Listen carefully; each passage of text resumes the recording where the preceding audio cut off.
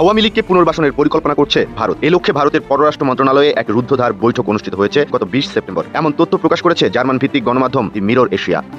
দি mirror এশিয়ার সূত্রে জানা গেছে, বাংলাদেশের রাজনীতিতে দীর্ঘদিন ক্ষমতায় থাকা আওয়ামী লীগকে পুনরায় শক্তিশালীভাবে ফিরিয়ে আনার পরিকল্পনার গোপন এই বৈঠকের মিনিটস অব দ্য মিটিং হাতে পেয়েছে এই গণমাধ্যমটি। সেই বৈঠকে ভারতের বাংলাদেশ বিষয়ক বিশেষজ্ঞ, সাংবাদিক, অবসরপ্রাপ্ত এবং বর্তমান কূটনীতিকরা অংশগ্রহণ করেন। বৈঠকের আলোচনার মূল বিষয়বস্তু ছিল বাংলাদেশে চলমান ভারতীয় প্রকল্পসমূহ এবং আওয়ামী লীগের পুনর্বাসন।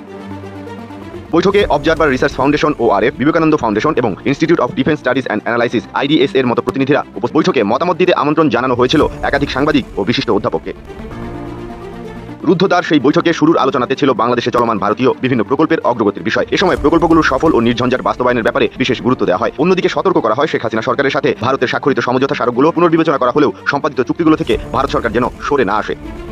সবকিছু ছাপিয়ে ওই বৈঠকের মূল আলোচনা গড়ায় আওয়ামী লীগের রিসেটেলমেন্ট বা পুনর্বাসন নিয়ে। সেখানে উপস্থিত একজন প্রতিনিধি জানান, তারা ধারণা করছেন 2-3 বছরের মধ্যে নির্বাচন অনুষ্ঠিত হলে বিএনপির ক্ষমতায় আসার সম্ভাবনা প্রবল। কিন্তু বিএনপি ঠিকই 5 বছরের মধ্যে নানা অজনপ্রিয় কর্মকাণ্ডে জড়িয়ে পড়বে। বাংলাদেশের দ্বিদলীয় রাজনৈতিক বাস্তবতায় তখন জনগণের সমর্থন আওয়ামী লীগের দিকে ঘুরে যাবে। আলোচনায় 2009 সালে শেখ হাসিনার ভূমিধস জয়ের উদাহরণ টানা হয়।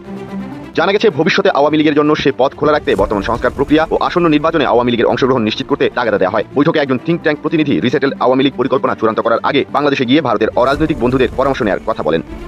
বৈঠকে একজন গোয়েন্দা কর্মকর্তা বলেন, 5 আগস্টের আগে পরে আওয়ামী লীগের বিভিন্ন স্তরের নেতাকর্মীরা দিল্লি, কলকাতা ও আগরতলায় আশ্রয় নিয়ে আছেন। ভারতে থেকে নিজেদের সংগঠিত করতে ভারতের কাছে সহযোগিতাও চেয়েছেন তারা। তবে ভারতে আওয়ামী লীগকে রাজনৈতিক কার্যক্রম পরিচালনার অনুমতি দিতে হলে অল পার্টি পার্লামেন্টারিয়ান কমিটির অনুমোদন প্রয়োজন হবে।